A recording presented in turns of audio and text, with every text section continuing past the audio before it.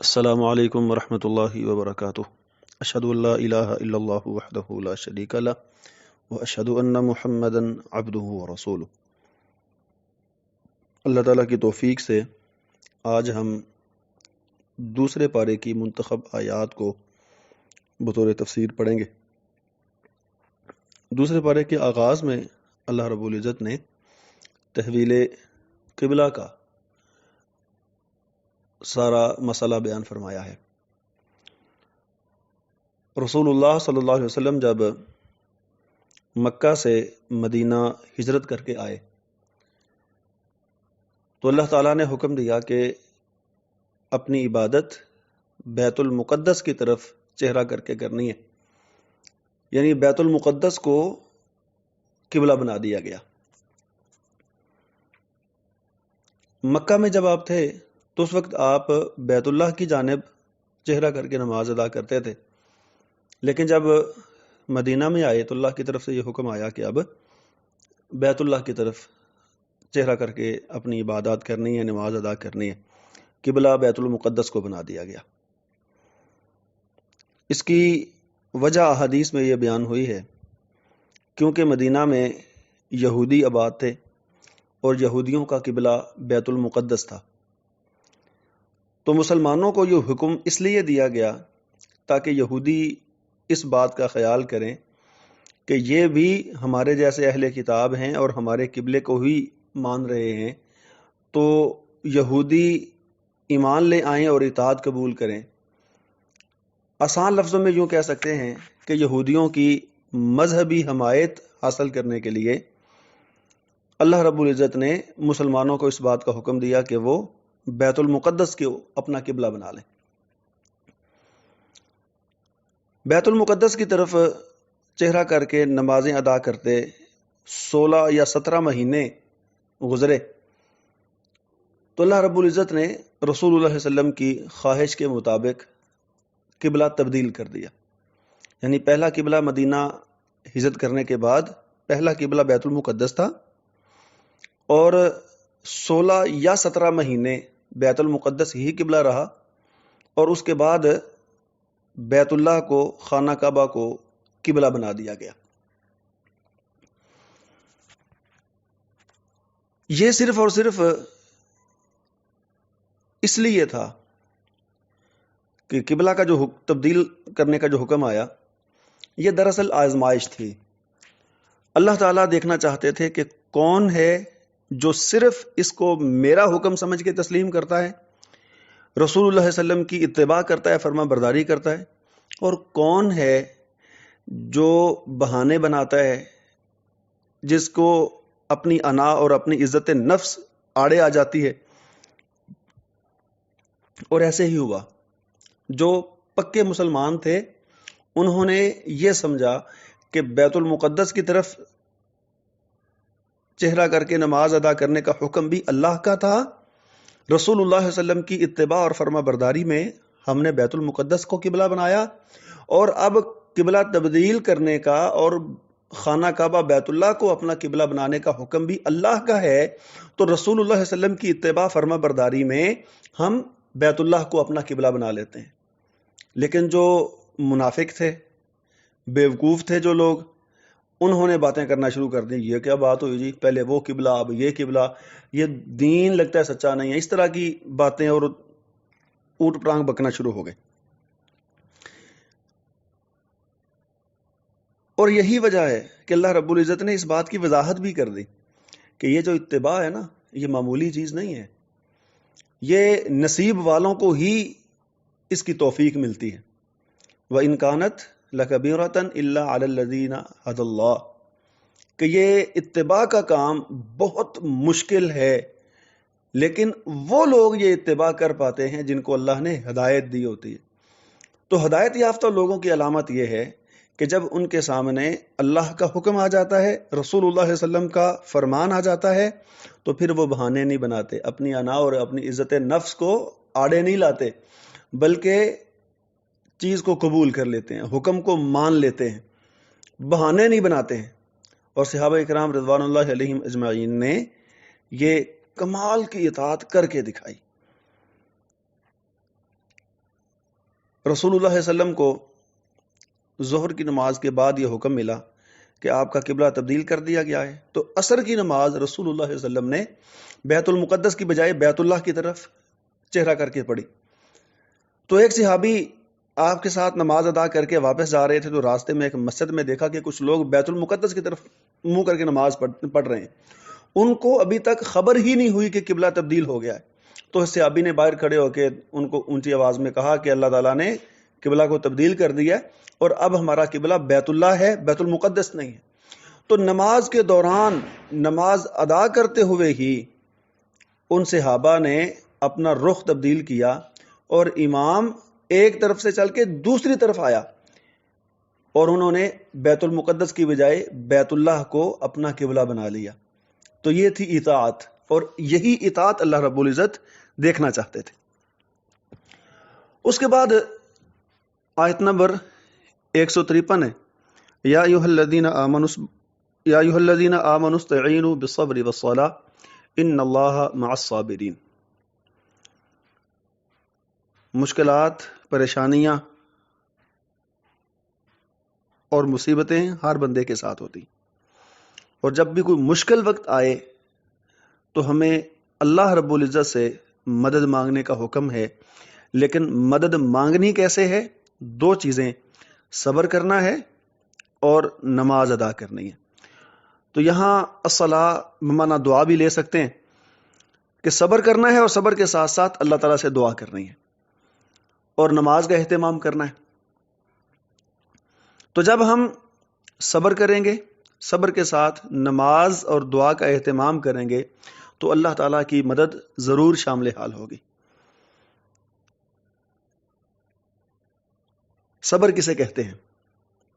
صبر لغوی اعتبار سے لغت میں صبر کا معنی ہے رک جانا، اور تعریف صبر کی یہ ہوگی کہ ایسی چیز جو ہمارے مزاج کے خلاف ہو اس کو قبول کر لینا. جو چیز ہمارے مزاج کے خلاف ہو اس کو قبول کر لینا، اس کا نام صبر ہے. صبر کی 3 اقسام ہیں. پہلی قسم نیکی کے کام پر صبر کرنا، کیونکہ جب انسان نیکی کرتا ہے تو نیک عمل کے لیے اپنے اوپر جبر کرنا پڑتا ہے، بہت ساری چیزوں کو قربان کرنا پڑتا ہے. نماز کا وقت ہے، دوستوں کی محفل ہے، تو نماز کے لیے دوستوں کی محفل کو قربان کرنا پڑا، تو یہ صبر ہے. اسی طرح دوسری قسم گناہ کے کام سے صبر کرنا، کہ گناہ کے کام میں وقتی لذت ضرور ہوتی ہے لیکن ہم اس کو چھوڑ دیتے ہیں، اس لذت کو ترک کر دیتے ہیں، اس گناہ کے کام سے ہم رک جاتے ہیں. تو یہ بھی صبر کی ایک قسم ہے.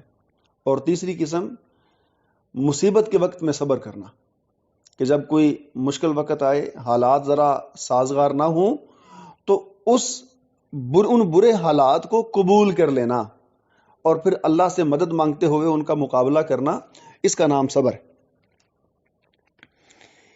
مصیبت کے وقت میں جو انسان صبر کرتا ہے اس کے لیے بہت بڑا اجر ہے، اور بعض احادیث میں تو اس کا اجر اللہ رب العزت نے جنت بیان کیا ہے، کہ جو بندہ صبر کرتا ہے اپنی کسی نقصان پر تو اللہ رب العزت اس کو بدلے میں جنت عطا کرتے ہیں.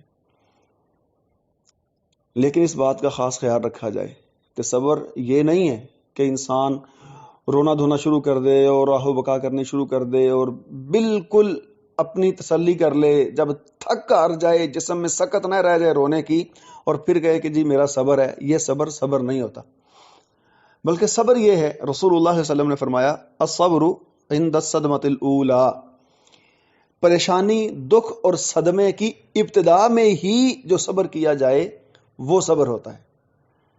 اور اسی لیے ہمیں حکم ہے کہ ہم اپنی پریشانی اور دکھ کے وقت میں انا للہ و انا الیہ راجعون پڑھیں. اور جب ہم انا للہ و انا الیہ راجعون پڑھیں گے تو اس کا مطلب ہے کہ اللہ نے جو بھی فیصلہ کیا ہم نے اس کو قبول کر لیا، ہم اللہ کی فیصلے پر راضی ہو گئے. اور یقیناً جو بندہ اللہ کے فیصلے پر راضی ہو جاتا ہے، اللہ کے فیصلے کو قبول کر لیتا ہے تو اللہ تعالیٰ اس بندے کو دنیا اور آخرت دونوں جہانوں میں کبھی بھی پریشان نہیں رہنے دیتے. اس کے لیے اللہ خیر کا دروازہ ضرور نکال دیتے ہیں. اس کے بعد آیت نمبر 154 ہے اور اس میں ایک بات بیان کی گئی، وَلَا تَقُولُوا لِمَنْ يُقْتَلُ فِي سَبِيلِ اللَّهِ أَمْوَاتٌ، کہ جو اللہ کے راستے میں شہید کر دیے جاتے ہیں ان کو مردہ نہ کہو. یہاں بعض احباب کو ایک غلطی لگ گئی کہ شہید قرآن کہتا ہے کہ وہ مردہ نہیں ہے، وہ مرے ہوئے نہیں ہیں، بل احیاء، بلکہ وہ تو زندہ ہیں. تو لہذا شہید اگر وہ مرا ہوا نہیں ہے تو پھر جو بڑے بڑے اللہ کے نیک ولی گزرے ہیں اور انبیاء، صحابہ اکرام جن کا مقام شہید سے زیادہ ہے، تو کیا وہ فوت ہو جاتے ہیں؟ تو یہاں اسلوب کو سمجھنے کی کوشش کریں. اللہ رب العزت نے یہ نہیں کہا کہ وہ مرے نہیں ہیں، بلکہ یہ کہا کہ ان کو مرا ہوا نہ کہو. کیا مطلب؟ کہ ان کی عزت ہے. ہم آپس میں جب بات کرتے ہیں نا کہ یار فلاں بندہ مر گیا، فلاں فوت ہو گیا، یہ جو لفظ ہم بولتے ہیں نا کہ فلاں فوت ہو گیا، فلاں مر گیا، یہ بات شہید ہونے والے کے لیے نہ کہو. یہ نہ کہو کہ فلاں بندہ میدان جنگ میں مر گیا ہے، یہ نہ کہو اس کے لیے، بلکہ یہ کہو کہ فلاں میدان جہاد میں شہید ہو گیا ہے. اس کے لیے شہید کا لفظ بولو، اس کے لیے مر جانے کا لفظ نہ بولو. باقی رہ گیا قبر میں جا کے زندہ ہونا، تو قبر کی زندگی ایک الگ زندگی ہے. وہ چاہے کوئی نبی ہو، چاہے صحابی ہو، عام امتی ہو، نیک ہو، بد ہو، ہر ایک کو قبر کی زندگی ملتی ہے. لیکن وہ قبر کی زندگی کیسی ہوتی ہے یہ اللہ کے سوا کوئی نہیں جانتا. وہ اللہ کو معلوم ہے کہ قبر میں لوگ کیسے زندہ رہتے ہیں. کیونکہ حدیث میں آتا ہے نا، رسول اللہ صلی اللہ علیہ وسلم نے فرمایا کہ جب انسان کو قبر میں رکھا جاتا ہے تو وہ قبر یا تو اس کے لیے جنت کے باغیچوں میں سے باغیچہ بنا دی جاتی ہے یا جہنم کے گڑھوں میں سے ایک گڑھا بنا دی جاتی ہے. تو اس کے لیے جنت کا اگر معاملہ کیا جائے گا یا جہنم کا اس کے ساتھ معاملہ کیا جائے گا تو اس کو کیسے پتا چلے گا؟ اگر وہ مرا ہوا ہے تو اس کو زندگی ملتی ہے، لیکن وہ زندگی کیسی ہوتی ہے وہ دنیا کے اعتبار سے نہیں ہوتی. کیسی ہوتی ہے یہ اللہ ہی بہتر جانتے ہیں. اللہ نے نہ نبی صلی اللہ علیہ وسلم کو بتایا ہے اور نہ نبی کریم صلی اللہ علیہ وسلم نے اس کی وضاحت فرمائی ہے. رسول اللہ صلی اللہ علیہ وسلم نے فرما دیا ہے کہ قبر میں عذاب ہوتا ہے تو عذاب ہوتا ہے. آپ نے فرما دیا کہ قبر میں انعامات ملتے ہیں تو قبر میں نعمتیں ملتی ہیں. اس کو جنت کے کھانے پیش کیے جاتے ہیں تو اس تک جنت کے کھانے پہنچتے ہیں. جو آپ نے فرما دیا وہ برحق ہے، لیکن وہ قبر کی زندگی ہے کیسی اس کا کسی کو معلوم نہیں ہے. تو لہٰذا یہاں یہ ثابت نہیں ہوتا کہ وہ زندہ ہیں، بلکہ اس سے یہ ثابت ہوتا ہے کہ ان کی عزت ہے اللہ کے ہاں. ان کے لیے عام لفظ استعمال نہیں کرنا، بلکہ ان شہداء کو اللہ کے دین کی خاطر میدان جہاد میں شہید ہونے والوں کے لیے لفظ شہید بولنا ہے، یہ نہیں کہنا کہ فلاں مر گیا. اس کے بعد سورۃ البقرہ کی آیت نمبر 163، وَإِلَٰهُكُمْ إِلَٰهٌ وَاحِدٌ لَا إِلَٰهَ إِلَّا هُوَ الرَّحْمَٰنُ الرَّحِيمُ. اس کے متعلق رسول اللہ صلی اللہ علیہ وسلم نے فرمایا کہ یہ اسم اعظم ہے. اسی طرح سورہ آل عمران کی پہلی آیت الف لام میم اللہ لا الہ الا هو الحی القیوم، یہ بھی اسم اعظم ہے. ایسے ہی لا الہ الا انت سبحانک انی کنت من الظالمین، جسے ہم آیت کریمہ بولتے ہیں، یہ بھی اسم اعظم ہے. اور اسم اعظم کے متعلق رسول اللہ صلی اللہ علیہ وسلم کا فرمان ہے کہ جو بندہ اس کے ساتھ دعا کرتا ہے اللہ سے، یعنی کہ اسم اعظم پڑھتا ہے اور اسم اعظم پڑھنے کے بعد اللہ سے دعا کرتا ہے، تو اللہ تعالیٰ اس بندے کی دعا کو رد نہیں کرتے. تو دعاؤں کی قبولیت کے لیے بہترین چیز ہے کہ ہم ان آیات کا اپنی دعاؤں میں تذکرہ کریں.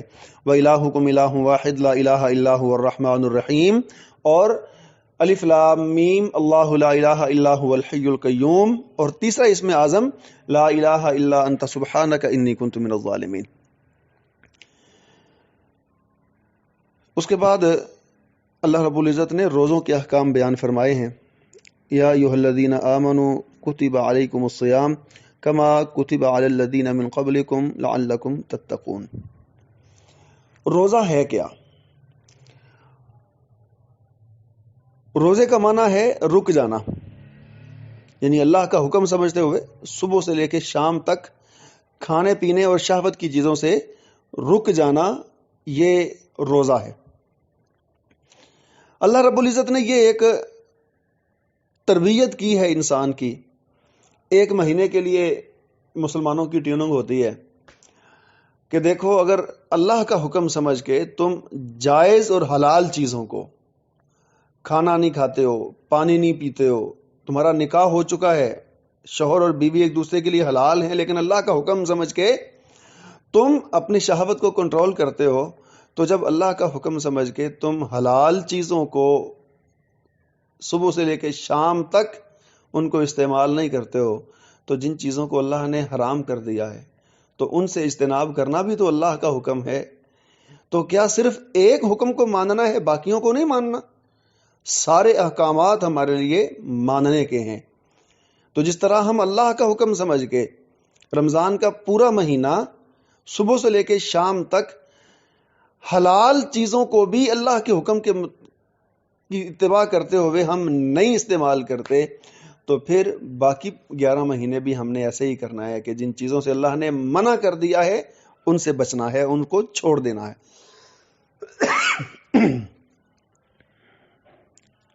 اب سوال یہ ہے کہ روزہ کس عمر میں فرض ہوتا ہے؟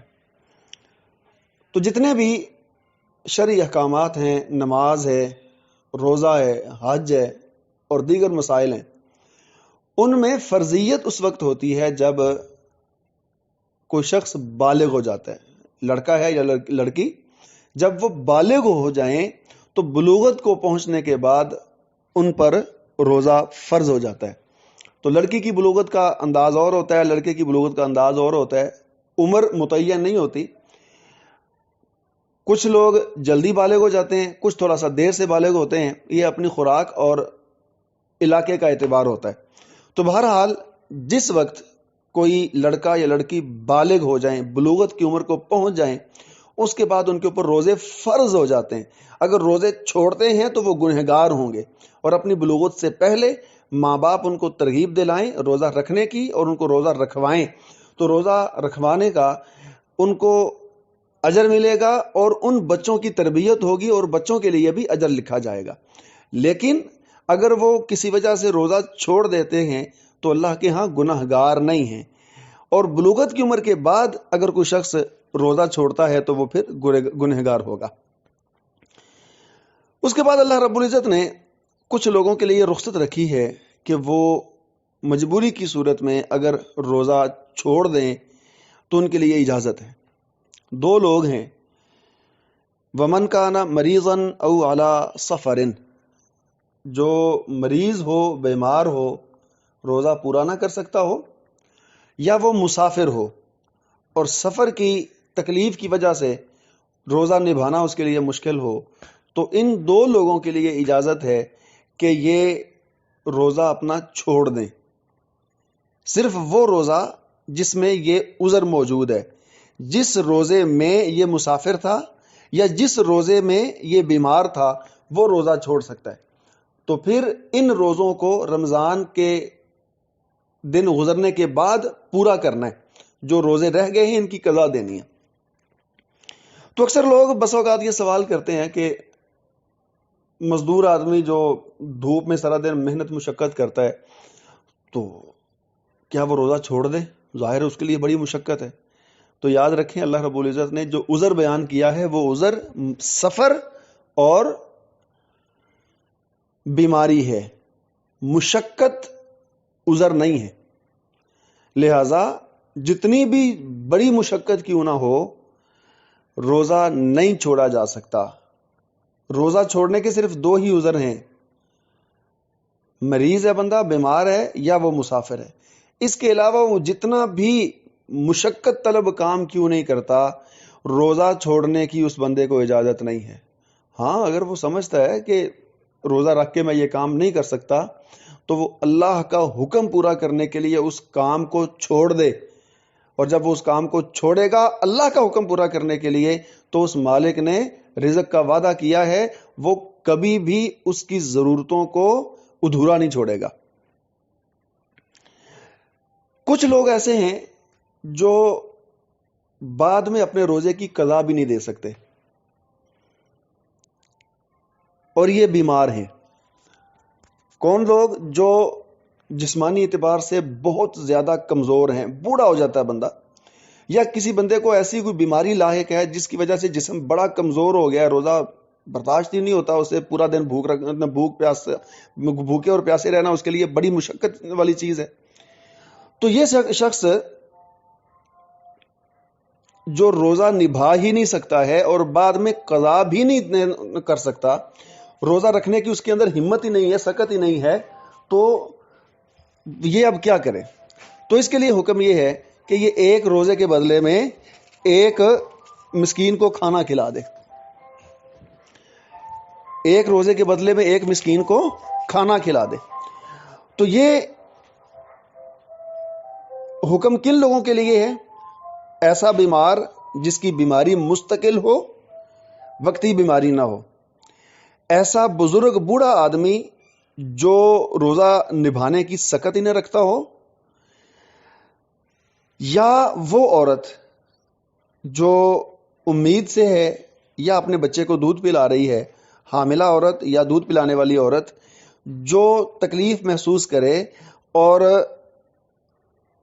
اسے اپنے بچے کے ضائع ہونے کا نقصان اندیشہ ہو، یا پھر اس عورت کو اپنی جان جانے کا یا اپنی ذاتی جسمانی نقصان کا اندیشہ ہو، بچے کو دودھ پلا رہی ہے یا حمل کی صورت میں، تو ایسی عورت کے لیے بھی اجازت ہے کہ وہ روزہ نہ رکھے اور روزے کی جگہ پر فدیہ دے دے۔ یہ حضرت عبداللہ ابن عمر رضی اللہ تعالیٰ عنہ اور حضرت عبداللہ ابن عباس رضی اللہ تعالیٰ عنہ دو بڑے جلیل القدر صحابی ہیں، ان کا یہ فتویٰ ہے ان خواتین کے لیے۔ تو مریض آدمی، بزرگ بوڑھا آدمی، حاملہ عورت اور دودھ پلانے والی عورت، ان کے لیے یہ اجازت ہے کہ یہ اپنا روزہ چھوڑ دیں اگر ان کے لیے مشکل ہے تو، اور اپنے روزے کی جگہ پر ایک روزے کی جگہ ایک مسکین کو کھانا کھلا دیں۔ اب روزے کے چند مسائل ہیں جو انتہائی اہم ہیں کہ روزے کی نیت کرنی ہے۔ رسول اللہ صلی اللہ علیہ وسلم نے فرمایا کہ ایسے آدمی کا روزہ قبول نہیں ہوتا جو فجر کی اذان سے پہلے پہلے روزے کی نیت نہ کر لے۔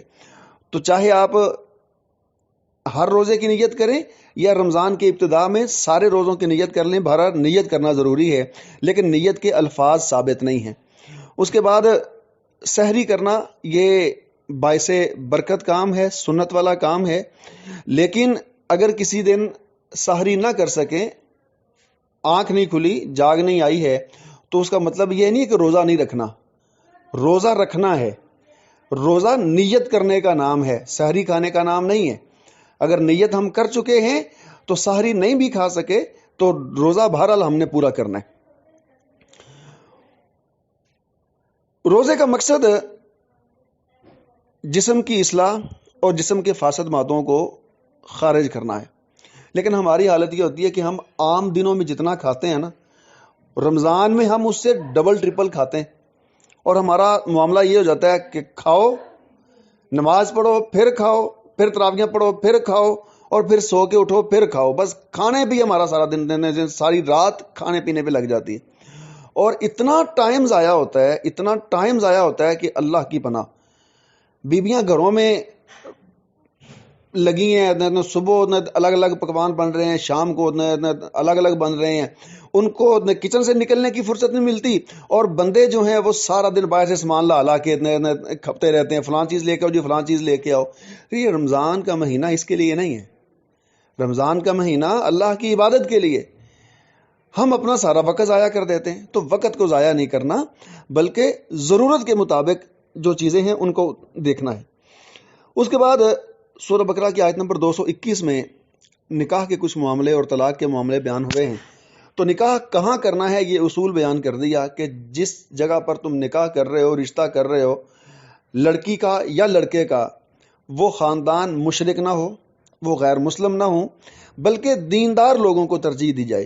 رسول اللہ صلی اللہ علیہ وسلم نے فرمایا کہ عورت کے ساتھ 4 چیزوں کی وجہ سے نکاح کیا جاتا ہے: اس کے مال کو دیکھ کے، اس کے خاندان کو دیکھ کے، اس کی خوبصورتی کو دیکھ کے، اور اس کے دین کو دیکھ کے، اور حکم دیا کہ تم دین کو ترجیح دو، دین کا خیال رکھو۔ تو لہٰذا جب بھی نکاح کا رشتہ کہیں جوڑنا ہے تو دینداری کو ترجیح دی جائے، اور جس قدر ہو سکے جلد سے جلد یہ نکاح والا معاملہ کیا جائے، اس کو بلا وجہ تاخیر نہ دی جائے۔ اس کے بعد جب نکاح ہوتا ہے تو ظاہر سی بات ہے کہ کہیں کہیں کچھ نچاکیاں ہو جاتی ہیں اور طلاق والا معاملہ بھی ہو جاتا ہے۔ لیکن طلاق کی شرح ہمارے ہاں اتنی زیادہ کیوں ہے؟ کیونکہ ہم شریعت کے اصولوں سے ناواقف ہیں۔ اللہ رب العزت نے 4 درجے بیان فرمائے ہیں اور طلاق کو 5ویں جگہ پر رکھا ہے، یعنی 4 اس سے پہلے کرنے کے کام ہیں معاملات کو سلجھانے کے لیے۔ سب سے پہلی چیز کہ عورت کی غلطی اس کو سمجھائی جائے کہ تم یہ کر رہی ہو، یہ غلطی تمہاری ٹھیک نہیں ہے، یہ معاملہ درست کرو اپنا۔ اس کو اچھے طریقے سے علیحدگی میں سمجھایا جائے، اور اگر وہ سمجھانے سے اس کی بات پلے نہ پڑے تو پھر دوسرا مرحلہ یہ ہے کہ اس سے ناراض ہو جائیں، ناراضگی کا اظہار کیا جائے، اس سے بستر اپنا علیحدہ کر لیا جائے، اس سے بات نہ کی جائے، اور جب ہفتہ 10 دن بیوی سے بات نہ ہو عقل ٹھکانے آ جاتی۔ تو یہ مرحلہ بھی اگر کارگر نہ ہو تو پھر تیسرا مرحلہ یہ ہے کہ اس کو مارا جائے، اور مارنے کا جو انداز ہے وہ یہ کہ رسول اللہ صلی اللہ علیہ وسلم نے ایسی مارنے سے منع کیا ہے جس سے عورت کی ہڈی ٹوٹ جائے یا اس کے جسم کے اوپر ضرب کا نشان لگ جائے، اور تیسرا اصول یہ بیان کیا کہ چہرے پر نہیں مارنا۔ تو 3 باتوں کا خیال رکھنا ہے کہ اگر مارنے کی نوبت آئے تو چہرے پر نہیں مارنا، اتنا شدید نہیں مارنا کہ اس کے جسم کے اوپر نشان پڑ جائیں، اور اس طرح نہیں مارنا کہ اس کے جسم کی کوئی ہڈی ٹوٹ جائے۔ تو ہلکی پھلکی جو تھوڑی بہت ہی ڈانٹ ڈپٹ ہے، مار ہے، یہ ماری جا سکتی ہے۔ اور اگر مارنے سے بھی کام نہ چلے تو چوتھا مرحلہ یہ ہے کہ اپنی فیملی کے کچھ بزرگوں کو، بزرگ سے مراد ایسا سمجھدار آدمی جو کسی کی طرفداری نہ کرے بلکہ مسئلے کو سلجھانے کی کوشش کرے، ایک مرد کی طرف سے اور ایک عورت کی طرف سے، ان کو بٹھا کے سمجھایا جائے کہ اس کو اتنا سمجھاؤ، جہاں میری غلطی ہے مجھے بتا دو، جہاں اس عورت کی غلطی ہے اس کو سمجھا دو تاکہ گھر بنا رہے۔ اگر یہ 4 مرحلے مکمل کرنے کے بعد بھی حالات سیدھے نہیں ہوتے ہیں تو پھر 5واں مرحلہ یہ ہے کہ طلاق دے دو اور روز کی جو کھچڑی پکی ہوئی اس کو ختم کر دو۔ لیکن ہمارے ہاں کیا ہوتا ہے کہ ہم سب سے پہلے طلاق کو لے کے آتے ہیں، اور یہ انتہائی نامناسب اور غیر اخلاقی رویہ ہے۔ اگر طلاق دینے کی ضرورت پڑ جائے، پانی سر سے گزر جائے اور طلاق دینی پڑ جائے تو طلاق دینے کا طریقہ کیا ہے؟ طلاق عورت کو ایسی حالت میں دی جائے جب وہ عورت پاک ہو اور اس طہر کی حالت میں شوہر نے اپنی بیوی کے ساتھ اپنی حاجت پوری نہ کی ہو، اور ایک وقت میں صرف ایک بار طلاق دے، یہ نہیں کہ تین ہی طلاقاں۔ یہ جو انداز ہے نا ہمارا، 3 طلاقیں اکٹھی، 10-12 طلاقیں اکٹھی، 100 طلاق اکٹھی، یہ جاہلوں کا انداز ہے، یہ اچھا رویہ نہیں۔ تو لہذا طلاق دینے کا سنت طریقہ یہ ہے کہ عورت کو حیض سے فارغ ہونے کے بعد حالت طہر میں طلاق دی جائے جب اس کے شوہر نے اس کے ساتھ اپنی حاجت پوری نہ کی ہو، اور ایک وقت میں صرف ایک ہی طلاق دے۔ اور اگر حالت طہر میں شوہر اپنی بیوی سے اپنی حاجت پوری کر چکا ہے تو پھر بھی حکم ہے کہ وہ اس کو طلاق نہ دے، طلاق نہیں دے گا وہ۔ اور اگر کوئی بندہ سنت طریقے سے ہٹ کے طلاق دے دیتا ہے تو بہرحال وہ طلاق واقع ہو جائے گی۔ باقی رہ گا طلاق کی عدت کا مسئلہ، تو وہ انشاءاللہ ایک سبق ہمارا آخری پاروں میں آئے گا تو وہاں طلاق کی عدت کو تفصیل سے بیان کروں گا انشاءاللہ العزیز۔ تو طلاق کے بعد عورت رہے گی کہاں پر؟ یہ مسئلہ بڑا اہم ہے۔ جب طلاق ہو جاتی ہے تو طلاق کے بعد عورت اپنے شوہر کے گھر میں رہے گی، پہلی یا دوسری طلاق، اس کے بعد عورت اپنے شوہر کے گھر میں رہے گی، اپنی عدت اپنے شوہر کے گھر میں گزارے گی، اور اس کا خرچہ، کھانا پینا، اس کا لباس وہ شوہر کے ذمے ہوگا۔ اور یہ حکم اس لیے دیا تاکہ عورت اپنے شوہر کے پاس رہ کے، بن سور کے اس کے پاس رہے اور اس کو منانے کی کوشش کرے۔ اگر شوہر نے غصے میں آ کے طلاق دے دی ہے تو کم از کم عورت کی کوشش سے گھر ٹوٹنے سے بچ جائے، اور اگر تیسری طلاق ہے تو تیسری طلاق کے بعد وہ عورت اپنے شوہر کے گھر میں نہیں رہے گی، نہ ہی اس عورت کا خرچہ اس شوہر کے ذمے ہوگا اور نہ ہی اس کی رہائش اس کے ذمے ہوگی، پھر وہ عورت اپنے والدین کے گھر چلی جائے گی۔ تو اس طریقے سے عورت اپنی عدت جو ہے طلاق کی گزارے گی۔ اگر پہلی یا دوسری طلاق ہے تو اس میں عورت اپنے شوہر کے گھر وقت گزارے گی، اور اگر تیسری طلاق واقع ہو گئی ہے تو تیسری طلاق کے بعد کیونکہ رجوع کی گنجائش نہیں ہے تو پھر وہ عورت اپنے والدین کی طرف چلی جائے گی۔ عدت کے دوران رجوع کرنے کا اختیار مرد کے پاس ہے، اور اگر دوران عدت مرد کو یہ بات سمجھ آتی ہے کہ میں غلطی کر رہا ہوں اور مجھے طلاق نہیں دینی چاہیے تھی، تو وہ اپنی بیوی سے صلح کرتا ہے، تو پھر بیوی کو بہرحال اس کے ساتھ جانا ہوگا، بیوی کی مرضی نہیں پوچھی جائے گی۔ رجوع میں عورت کی مرضی نہیں پوچھی جائے گی، یہ اختیار مرد کا ہے۔ اللہ رب العزت نے مرد کو اختیار دیا ہے کہ اگر وہ رجوع کرنا چاہتا ہے تو پھر بیوی سے نہیں پوچھے گا کہ تو راضی ہے یا نہیں ہے، وہ اس کو واپس اپنے ساتھ رکھے، اپنے نکاح میں رکھے گا اور وہ اپنی بیوی بنا کے اپنے گھر میں رکھے گا۔ اور اگر طلاق کی عدت گزر گئی ہے، طلاق کی عدت ختم ہو گئی ہے، تو اب رجوع کا اختیار ختم ہو گیا ہے۔ اب اگر وہ اکٹھے ہونا چاہتے ہیں تو ایک صورت یہ ہے کہ نکاح کے ساتھ وہ اکٹھے ہو جائیں، تو نکاح کی صورت میں وہ اکٹھے ہو سکتے ہیں، لیکن جب وہ دوبارہ نئے سرے سے نکاح کیا جائے گا تو اب عورت کی مرضی پوچھی جائے گی۔ اگر عورت راضی ہے تو دوبارہ نکاح ہوگا، اور اگر عورت راضی نہیں ہے تو پھر دوبارہ نکاح نہیں ہو سکتا۔ یہاں ایک چھوٹی سی بات جس کا اللہ رب العزت نے بھی تذکرہ کیا کہ اگر شوہر رجوع کرنا چاہتا ہے تو لڑکی کے جو ورثاء ہیں وہ درمیان میں رکاوٹ نہ بنے کہ نہیں ہم اب نہیں رجوع کرنے دیں گے، اور اگر عدت ختم ہونے کے بعد وہ دوبارہ نکاح کرنا چاہتا ہے، مرد بھی راضی ہے عورت بھی راضی ہے، تو اب بھی حکم ہے کہ لڑکی کے جو ورثاء ہیں وہ اس کو اجازت دے دیں نکاح کرنے کی، اس کو روکے نہ۔ تو اگر شوہر اپنی بیوی کو پریشان کرتا ہے اور اس کو طلاق بھی نہیں دیتا تو کیا وہ ساری زندگی پستی رہے گی؟ نہیں، اس کے لیے شریعت نے ایک دوسرا راستہ رکھا ہے، وہ ہے خلا کا راستہ۔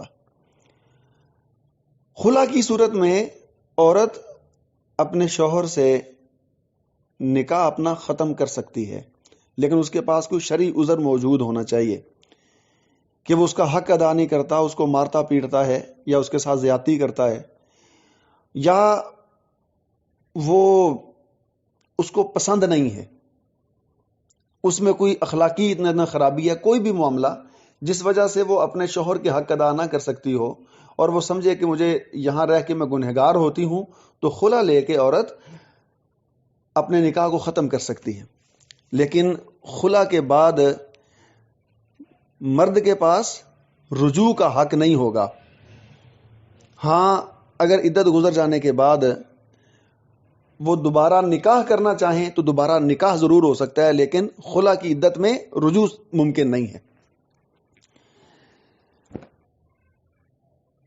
اور اگر کوئی شخص اپنی بیوی کو 3 طلاقیں دے دیتا ہے تو تیسری طلاق کے بعد وہ ایک دوسرے کے لیے حرام ہو جاتے ہیں، نہ وہ نکاح کے ذریعے اکٹھے ہو سکتے ہیں اور نہ ہی عدت کے دوران رجوع ہو سکتا ہے۔